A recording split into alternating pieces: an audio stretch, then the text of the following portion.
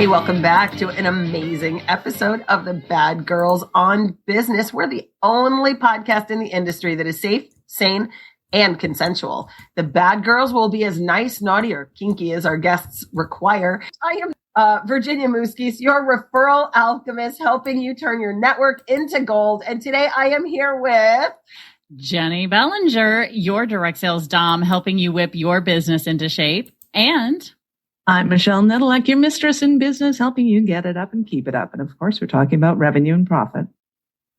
Thank you, ladies. We are here today with Eugenia Oganova. She is a business strategist, a personal transformation expert, and a quantum messaging energetics coach with over 20 years of experience.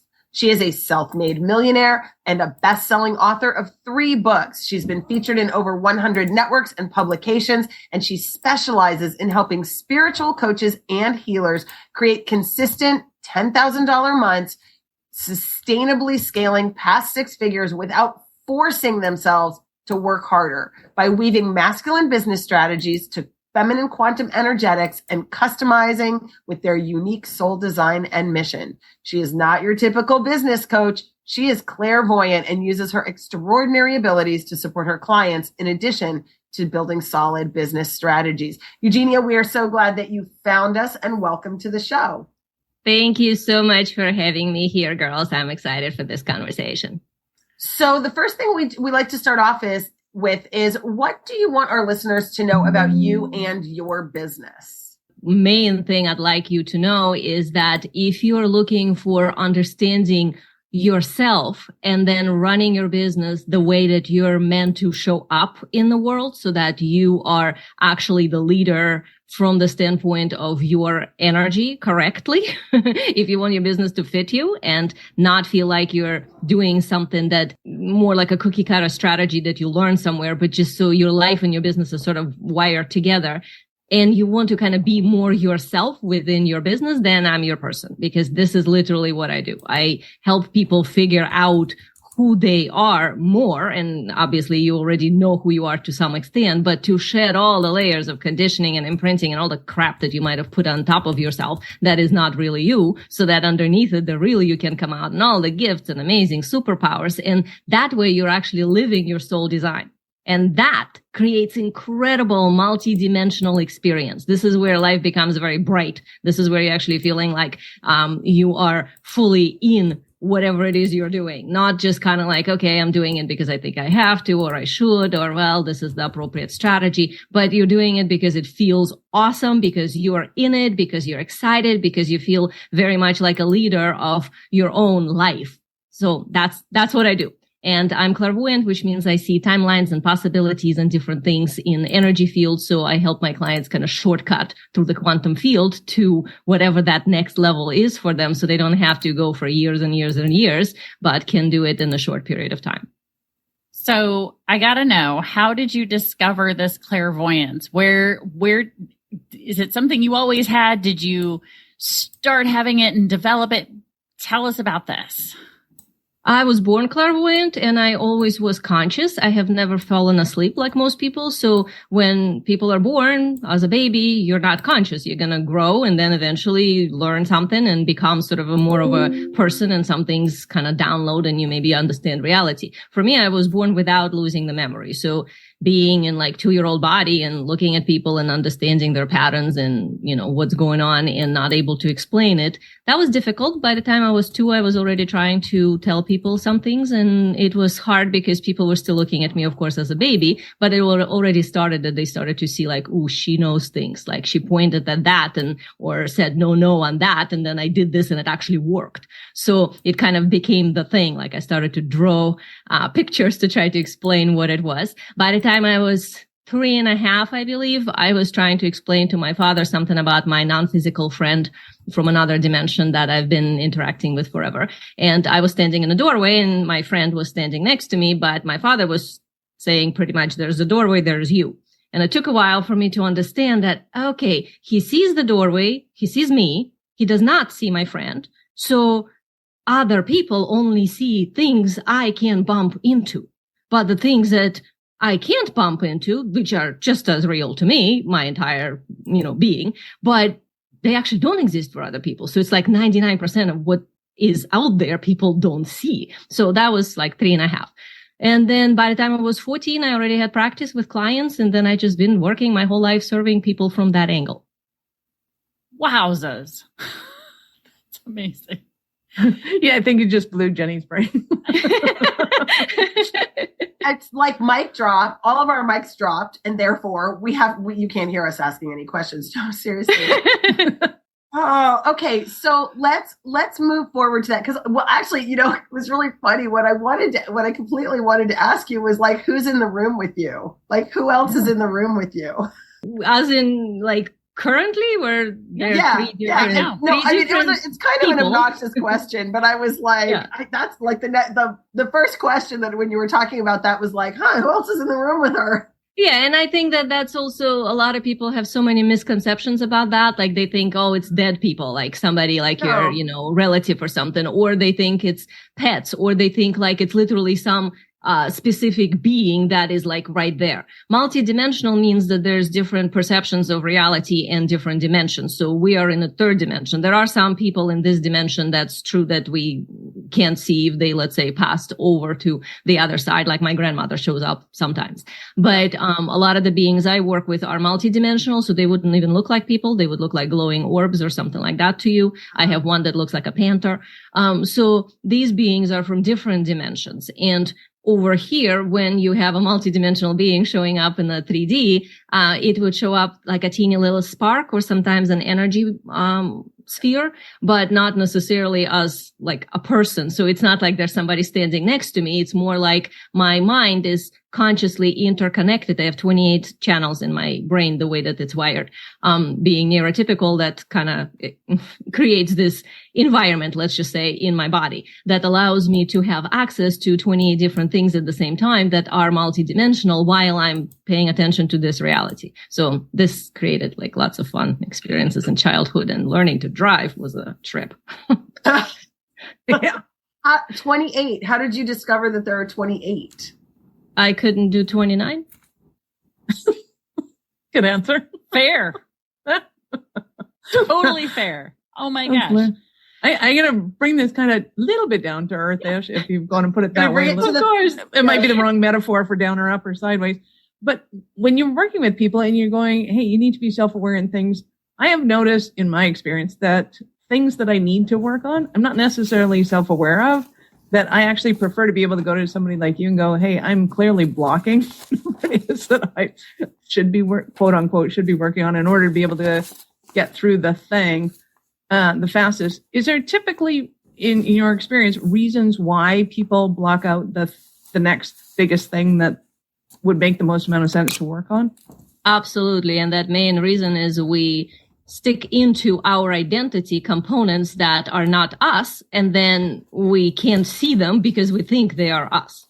So, like, let's say if somebody was programmed with a particular belief when they were children, and as a child, that person grows up now, they are adult, they running on that belief, but they're not seeing it as a belief, as a separate thing, like this is my behavior that, oh, I don't like it, I need to change. They see it more like, well, this is how I am. So then when the question comes as to, okay, what do I do in order to, let's say, leap my business ahead? I know that I need to show up differently. Well, I'm showing up as me, so I don't know what else I can do. And this is where somebody like me could look at their soul design and start kind of decoding like, okay, well, this thing you think is you is actually not you. So let's, first of all, separate that out of your identity. And now that it is something you can look at and observe because you are not it. Now let's figure out, do you still want it? And what happens if you don't apply it onto your business? And then what happens? So a lot of this work is actually becoming more authentically yourself, so that incredible, powerful being that you are can come out. Because we're all born very much connected, very much powerful, very much incredible and unique, and we are each one-time cosmic event. But we forget that.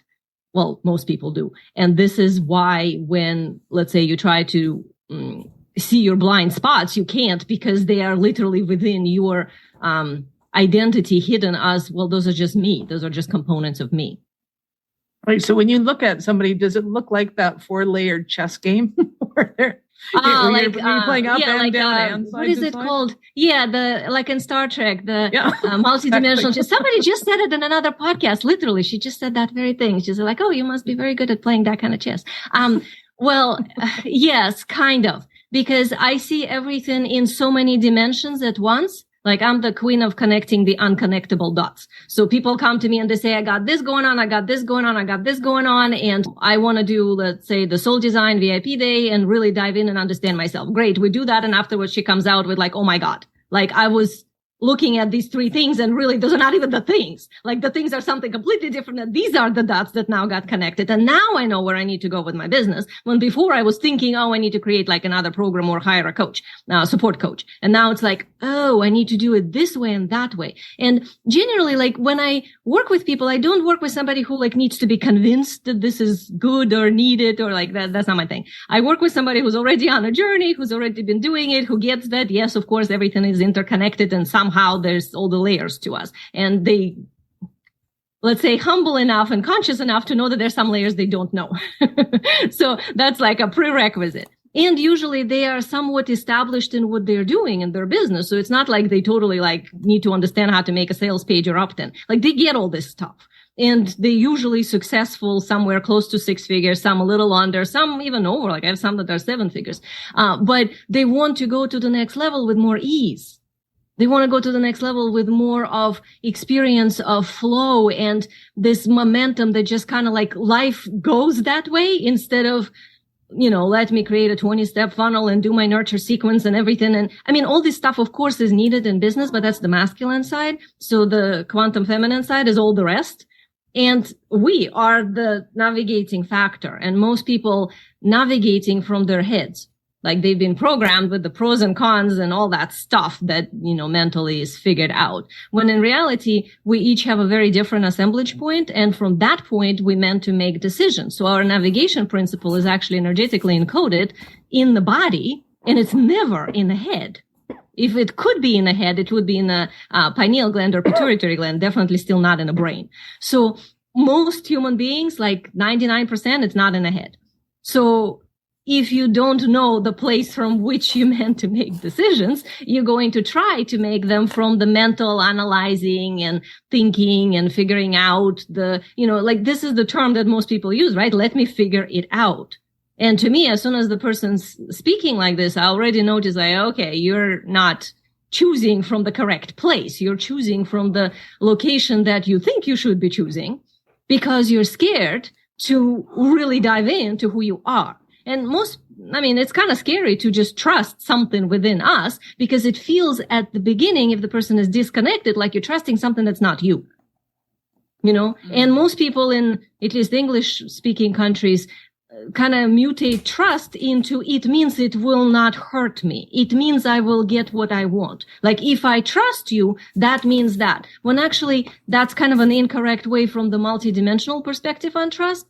Trust is more like a connection that's opened and there is some sort of a back and forth going on. So if you are trusting something that you also see as yourself, that's the key, expanding your identity to incorporate you and the other thing you're trusting, or even the person as an overlay, then you are really more like playing a game within your own life and it becomes fun instead of, oh, I trust it will work out. Because that's like jumping off the cliff without a parachute. And I'm not a fan of that. I believe that if you jump off the cliff, you should either have wings, which is what I help my clients have, so you can fly, or at least have a parachute if you don't know what you're doing. But this whole idea like, oh, if you're an entrepreneur, you have to risk all the time and whatever. Well, that's why so many people don't get anywhere because they risk kind of randomly.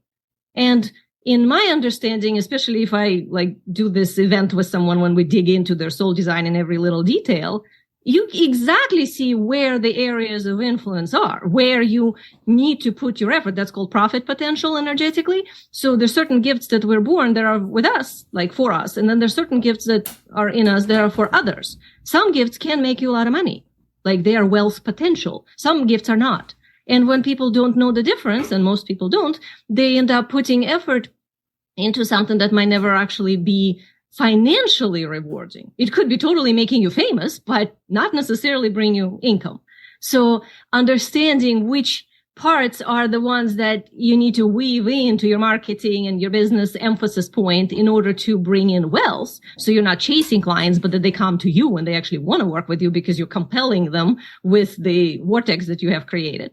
That's very different. And that's based on a correct risk. And in my book, I wouldn't even call it a risk because it's just, I can see why you need to go from here to here. But from the inside of that person, it might still feel like a risk because it's new. But at least you're risking, in quotes, correctly, like in the right direction, not just jumping off the cliff and hoping it will work out. So absolutely. So when you're working with somebody, do you go into a session with them and kind of prep yourself to do the thing, or is it more kind of in the moment and you're just constantly seeing things?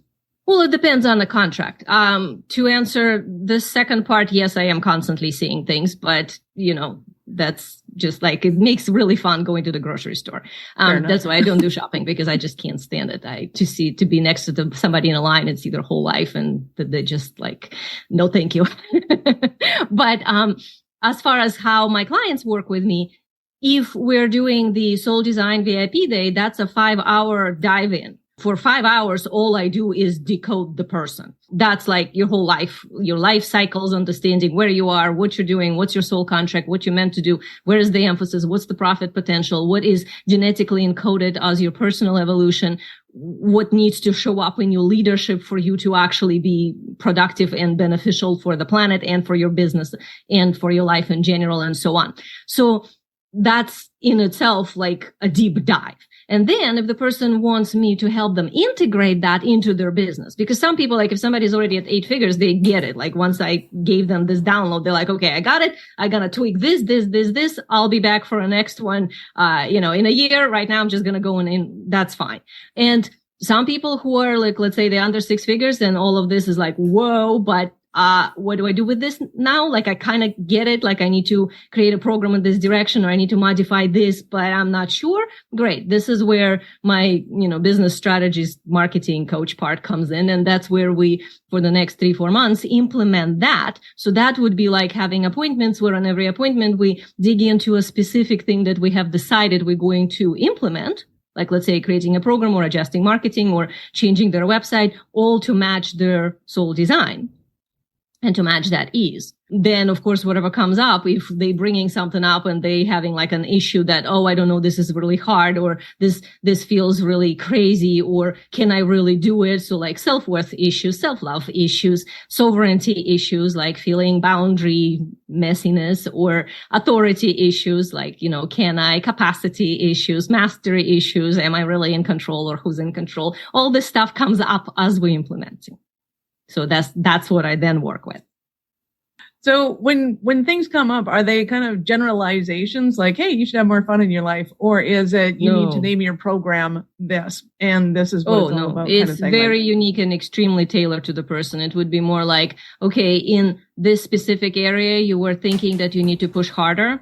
What you actually need to do is watch for this. And when this happens, do that. And if this doesn't happen, do that. And when this energy happens, can you recognize it in your body? Okay, you can. So you got that experience. Great. Now let's connect this to the specific event. Now go do it. And then when you get that specific experience, you in the right path. It's extremely tailored. Every person is unique. There's over 1,000 that I've so far seen different variations on the design. So it's not like something generic. It's not, relax more or something. It's specific. Like, for example, somebody might think that, like, let's say, I know that I need to do lists. When I make lists, I feel safe. So they already figured that out about themselves. They come to me and they say, okay, I'm doing this list and stuff, but I'm so stressed. And, you're telling me that the lists are actually a good thing.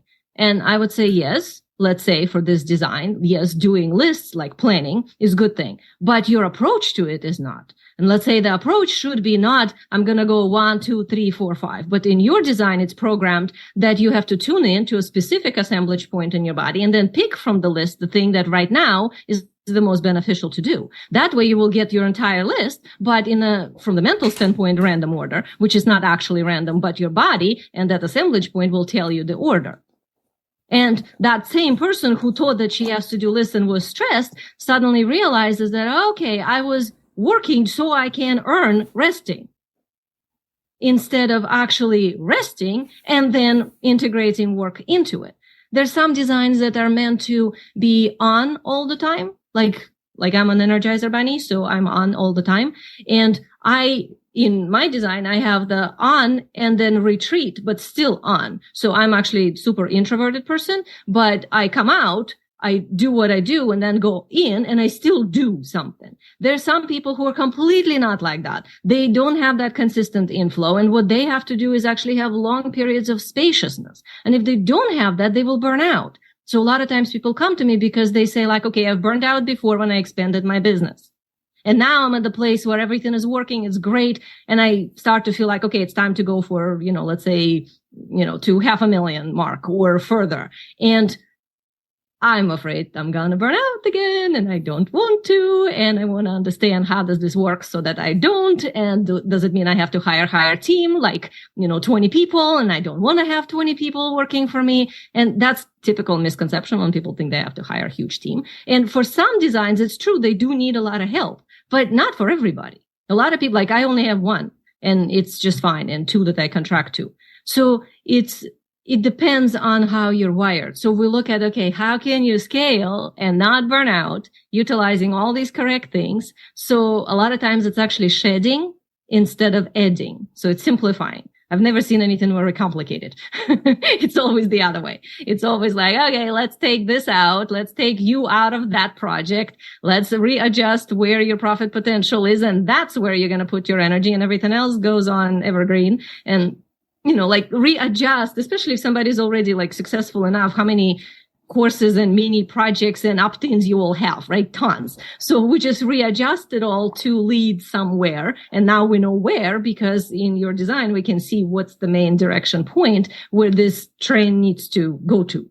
This one, something that Eugenia brought up in the package that she sent over was a concept of wealth energetics, which is along the line of what you were talking about, creating your business and creating your work from a place of trusting your own knowing, trusting that and coming at that like from a place of ease. And I loved what you said about like some people are working to earn their rest when you could just be resting and getting the work done. And I was like, well, that sounds really juicy. So I'm assuming that's kind of part of wealth energetics, right? Yes. And wealth energetics also, since I utilize the energy system, chakra layers and all that, I used to have a school and teach that for 10 years. So that stuff is also part of what I do. So I would literally tell somebody, okay, there was a past life that's connected to the specific chakra that's blocking this thing. And I sometimes tell them the little story I see from the life. They usually go like, oh my God, this is the current story, or this is something that's been playing, or this totally describes my relationship with this, business partner now. Wow. And then we clean it out. And now they are able to run the energy there differently. So wealth energetics is actually, a lot of it is about allowing your wealth container the capacity to receive, to expand. And nobody's born with a wealth container that's shrunken. We shrink it over our own programming, conditioning, imprinting, and karmic overlays. So when you release things, you expand it. So imagine like, let's say you say, okay, I'm going to do this launch and my plan is 200,000 launch that's what I want. But your wealth container is like a Chinese teacup. And you're saying, okay, I don't know if this course is that great. I think I'm good, but I don't know if my clients are going to get like great enough result without the extra support coach. So I had it on the back of my mind, but I think I can do with one support coach. I don't think I want to hire the second one, and so on. Like there's all this story going on in the background. That's shrinking the wealth container. So now that launch, even if all the words right and the marketing is perfect and the program itself is probably great, but the result is not going to be 200,000. But if that same person adjusts like, okay, who am I really? Why am I doing this? Am I just doing this for money? Like, that's not the people I work with. I work with the people who want to serve. Like, service is like super high value for me. So you want to serve. You want to somehow impact the consciousness of human collective. You want to somehow advance people. You want to somehow facilitate ease in their business or whatever coach type you're in whatever you're doing. But there is a service component. It's not selfish. When you do that, then you have the full right to say, what is in it for me? Mm-hmm. But when somebody starts from that never works out, because then all the issues come up about whatever else that's been subconsciously blocking. And so all of that is wealth energetics. That's literally, like, for example, when somebody does the video, one of the things I do with my clients is if they're doing the promotional material through video, if they show up and do presentations, I always say, okay, do one, show me, because I want to see where are you, what are you doing? And you can tell. Well, at least I can tell, they can tell too, when, oh, this was a good one and this kind of didn't work out, but they don't know why. And I would look at it and say, okay, right here, you were in this thing energetically, like this is why it worked. And yeah, but I messed up. I didn't say everything I wanted. Yeah, but you signed a client from that video because you were in the right place, even though you messed up, even though your hair was a mess, or you happened to be on a walk in a park when you decided you just had to say that. But that worked. And this thing where you were all orderly and prepped and everything, and maybe even had a teleprompter, looks dead, and it didn't work. And this is why it didn't work. So I literally like go with my clients through like, okay, imagine your assemblage point. So let's say for somebody, it could be in their hips. So now bring your energy there.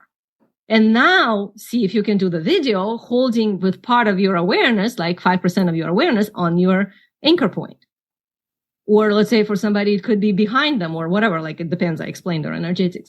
So now when they're utilizing the wealth energetics of their own field, of their own design correctly, they have much better result. Not only that it's easier and it feels more fun, and they finally like having this relief of, oh, thank God, I don't have to like do things I thought I had to. I can just actually be myself and just show up and say stuff. You know, there's some strategy. Of course, you have to remember how to weave like your expertise, how to weave different components of whatever your offer is, how to seed it correctly. But that's anybody can learn. It's a skill, but you can't learn you just have to be you. And most of people, especially spiritual people, what I find is that they are awesome at what they do. They incredible, like their clients practically writing them love notes. But when they shift into business side, it's almost like they become a good schoolgirl or a rebel that I don't want to do it. Either one of those identities, they still repelling the business side because it doesn't fit with the, you know, beautiful frequency flow thingy that they were having on the spiritual side. So what I do is I kind of like translate the masculine business side into the speak that is more fit-inable with these kinds of people. And then because of that, it's like, oh, so that's what opt-in is. Like, oh, that's how I do launch. Like, that's the point of launch, not the sequence and the this and the that, but, oh, I create a vortex and this is what it totally makes sense now. So then when you're doing the tasks, you're not doing them from just kind of a dead standpoint of kind of a dry masculine, electric imprint of this is my strategy. You know, I was told by my coach to do this, but instead you're doing it kind of more like it's juicy, it's fun, it's yummy, and you want to. I like and it. I always say, like, if you doing what you don't love, it will not work, even if you're doing all the right things. So doing right things is not a guarantee of success. The only guarantee of success is you. In fact, you can do all the wrong things and still succeed if you're being you, but you can definitely not succeed if you're doing something from not being yourself. So if you're being yourself and you have the correct strategy that's matching your design, so you're not doing 200 different things, but you're doing only one or two that actually work for you, you can't fail. It's just automatically you're going to get there. And that's why a lot of times people shortcut the time. Like I had literally just like my recent client, she came to me, she didn't even have a business. She has like 20 years of experience doing this incredible coaching thing, but for someone else.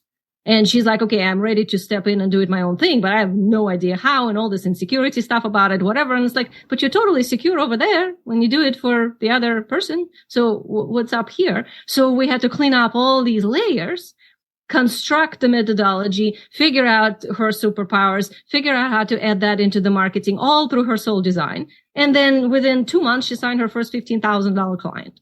Like, that's what I mean by showing up in the right energy. And most of my clients, that's what they do. They're like 6,000, 7,000, 10,000 programs. That's what they sign their clients at. So it's not like, oh, you do like $100 sessions and then you have to do $500 sessions and then you have to do $1,000 course.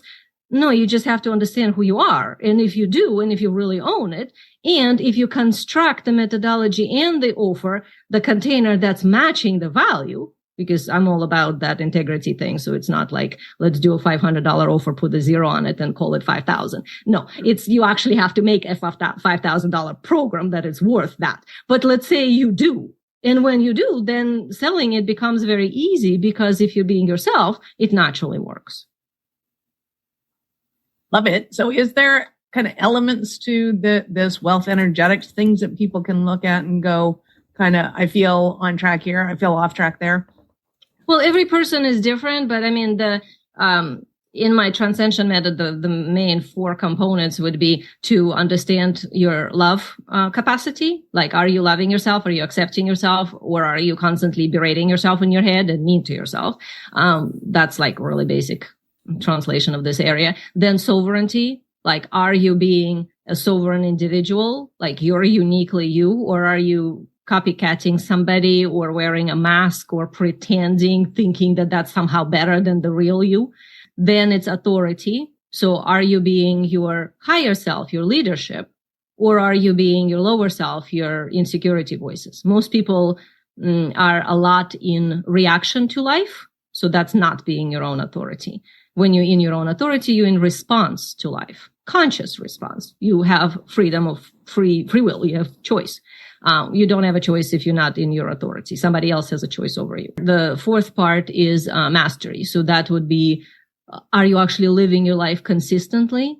You know, like, are you only showing up like really on top of things in your business, but then your life is a mess? Or like, you're really great with, let's say, your kid, but your business is a mess. Like, it has to be that whoever you are and whatever you're trying to apply into your life is consistent in all the areas. That's the only way it's going to upgrade identity. Otherwise, it's just going to upgrade behavior, and behaviors don't stick. They go right back to the other habitual behaviors that you're more used to as soon as difficult things show up. So you actually have to upgrade the identity, which means masterfully applying it onto your whole life. So that's a very simple description as to how somebody can just test themselves. Like, how am I doing in these basic 4 areas? Well, I was going to say, I think given all of that information, was good. And I love the client story that you shared there. The sharing of, within 60 days had gotten their first $15,000 client. That's huge. But I think at this point we want to shift over, because we have some questions that we like to ask all of our guests. This is our rapid fire questions, and Michelle typically has those questions, and we'll ask them of you now. Gina, I'm going to ask you some naughty questions, and feel free to ask for definitions if you need some help with this. We are doing nice. Remember. Awesome. So when it comes to marketing, do you prefer domination or seduction? Seduction. Nice. When it comes to networking, would you say you're an exhibitionist or a voyeur? I don't know what that means. So exhibitionist, well, do you want to do the definitions, Virginia? I don't want to screw it up. So exhibitionists are the folks that are in a networking room and they're out there talking to everybody and they're loud and they're like, see me, see me. And the voyeurs are kind of standing on the sidelines, just kind of watching. Oh, voyeur, definitely voyeur. Awesome. When it comes to leadership within your business, do you prefer to be a lady dom or a power sub? Huh? So do you okay. Boy, these are concepts here. So like a dominant is someone who takes charge of creating an entire experience for others. A submissive is the one that sets boundaries but allows others to create an experience. So in business, do you prefer creating the experience, or do you prefer the one defining creating the experience and then the client goes through it? Yeah. Very cool. When it comes to team, do you prefer to be married or have mistresses? Meaning, do you have employees or do you prefer to have contractors? Contractors only. Mistresses, awesome. And when it comes to entrepreneurship, would you say you're into monogamy or polyamory? Meaning one and one only business or many businesses? That's a complicated one because I've had so many businesses in my life, but they all had the same line of my soul contract. So I guess I would have to answer one, even though it has many facets. Nice. Well done. Congratulations. You survived our questions. Yes. So Eugenia, thank you so much for your time, your expertise and generosity of sharing your experience and what you have to offer with the world. Thank you so much for being here with us. We really appreciate that. Well, thank you so much for having me. This was a really unusual conversation. Yes, it is. And you know what? Before we go, Jenny, we did forget to ask Eugenia, you do have something free, a gift. You have a free webinar called How Coaches Get to Sustainable 10K Months from Their Soul Work. You want to talk a little bit about that webinar? Absolutely. Yeah. This is for people that are maybe at the place where they have a business, but it's not at six figures yet. And they are trying to figure out how to go to that next level in a correct way, utilizing a lot of the components and energetics that I was talking about here. So in that webinar, I describe a little bit more the process of how I do it. And there are a lot of examples too that you can see, because I have so many people who came to me with doing appointments for, $200, $100, $500, and then started to sell $7,000, $8,000, $10,000 programs after just 4 months of working with me, or less in some cases. So that's a different technique that's my own, that explained in there. This is something that does not require constant lunches or a huge email list or all of that. It's all about essentially you becoming more you. And that's actually kind of my motto, is that, like, if you're ever going to hire a coach, hire somebody who's going to help you be more you, not somebody who's going to tell you how to do something based on their technique that works awesomely for them, but you have no idea if it's going to work for you.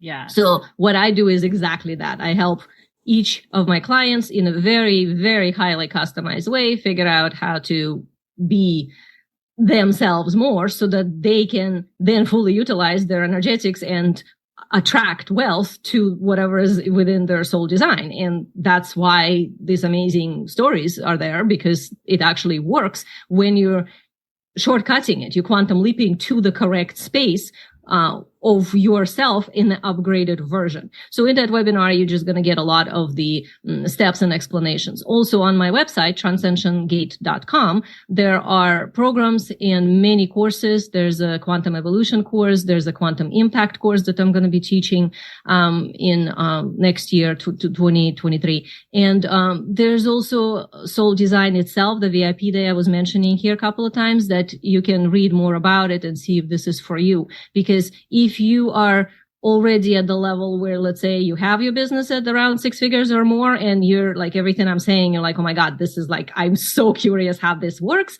then check out the VIP day, because that's going to really help you to have this dive in and kind of pull your whole life into different understandings of, like, your life cycles. Where are you? Why things are happening the way they're happening? Where are you going? What superpowers you have? What superpowers will open up? When they're going to open up? We literally look at the timeline and the specific dates on your timeline when something happens. We look at where is your profit potential. We look at what is the drive that you need to be focusing on, how you're meant to make decisions. What is your navigation? What is the inner assemblage point from which you need to show up to the world, and all of that. So that's in the VIP soul design session. You can call it. It's 5 hours, so I don't know what to call it.